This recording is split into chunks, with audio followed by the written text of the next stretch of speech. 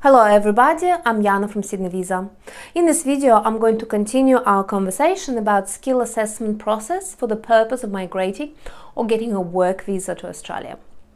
The purpose of this process, the skill assessment, is to prove to Australia that your level of qualification and experience in your declared profession corresponds with an Australian standard and meets all the requirements of the Australian employers might have. Essentially, this process is a test of your ability to compete in the Australian labour market. The Australian government has appointed more than a dozen organisations that conduct such assessment.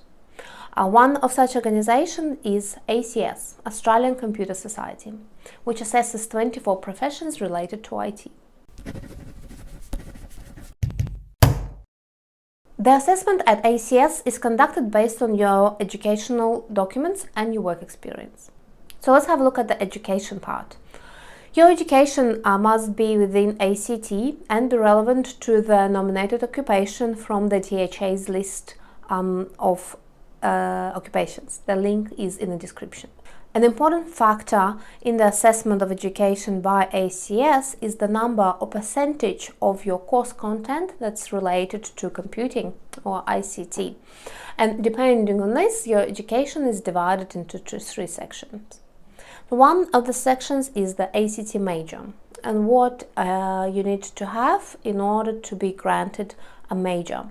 So within the secondary technical education, so whether it's diploma, advanced diploma, associate degree, I'm just going to refer to it as college education for simplicity, with the content of the ICT subjects at least 50%. So if out of all of your subjects, at least 50% are related to your nominated occupation and related to ICT, you will get the ICT major for your education. So similar for the bachelor degree, the content of the ICT subjects needs to be at least 33% for a 3-year course. For the master's degree or higher, it requires at least 50% of the subjects to be in ICT. To get an ICT minor qualification, that's the one that meets at least 2/3 of the ICT major requirements, right? So if in the bachelor you need 33% ICT related subjects, then it will be 22% of the subjects ICT related, then you will get a minor and so forth. The insufficient ICT content is one that doesn't meet the ICT minor requirements. So if you have in your bachelor degree less than 22% of your subjects are ICT related, then you will be meant to have the insufficient ICT content. In addition to your education, you must have work experience that is related to the nominated occupation. Work experience required to meet educational criteria doesn't count as skilled work and doesn't count towards work experience in point tests. So that's really important to keep that in mind. So the number of years of work experience required depends again on the level of education and the percentage of the ICT content. And also the relevancy of your education to the nominated profession. The education is considered relevant to the nominated occupation if 65% of the course's subjects are related to this occupation. If you have a bachelor degree or higher assessed as ICT major and is closely related to the nominated occupation, you will need to show 2 years of experience in the last 10 years in the nominated occupation or 4 years of experience completed at any time during your work experience. Then if you have a bachelor degree assessed as ICT minor or your college degree that is assessed as an ICT major and that is closely related to the nominated occupation, then you will need to show 5 years of experience in the last 10 years and 6 years of experience in any time during your work life.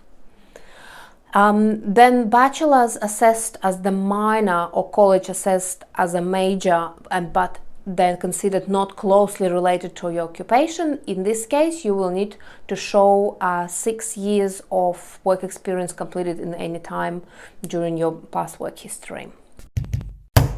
If your education is assessed as insufficient ICT content or you have no formal education, this can be addressed with the help of RPL. RPL is recognition of prior learning, which is offered by the ACS. Essentially, this is a process by which ACS determines that you have learned what you have learned based on the provided descriptions of the ICT projects that you were involved in. In the case of the RPL, the work experience required to meet the educational criteria depends on the presence or absence of formal qualification. So if you have education assessed as insufficient ICT content, but you do have an education, you will need to show 6 years of work experience. And if you have no education at all, you will need to show 8 years of work experience. Plus, of course, complete the RPL application.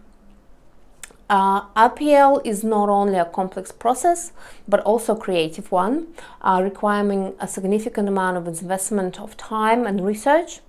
We again invite you to contact Sydney Visa, and we will be able to help you to navigate through this. We have plenty of experience dealing with ICT RPLs, ICT skill assessment and skill assessments in our organizations. So my email is mail@sydneyvisa.com.au. Okay, let's have a look at work experience. The term skill date defines what work experience will be counted towards your point test. ACS reduces your work experience towards your education, as was explained earlier. But if you have received the ICT major qualification in Australia, you only need 1 year of postgraduate work experience or successful completion of the professional year in Australia to meet this skill date. Also for work experience, your work must be at least 20 hours per week, and only one place of work can be counted at any given time. So if for the duration of 2018 you have worked 5 different jobs throughout the entire year, at least 20 hours a week each, 2 jobs, at least 20 hours a week each, only one of them will be counted towards your point test, only for that year. For each job, you must provide the reference from the employer on a company letterhead. At least 65% of the duties described in the reference must relate to the nominated occupation for the experience to be considered closely related.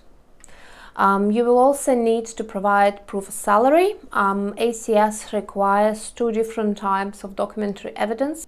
There are plenty of employers, especially within the IT industry, not in Australia mostly, but in many other countries, that pay salaries unofficially. That represents a problem for many during skill assessment and other migration relating processes. But if you have worked and received money, there is always a way to prove it. So contact us, Sydney Visa, and we will give you advice on how this can be done. This is it for now. Please ask your questions here in the comment section below. Please subscribe to the channel and share the video with friends. Cheers from Down Under. Goodbye.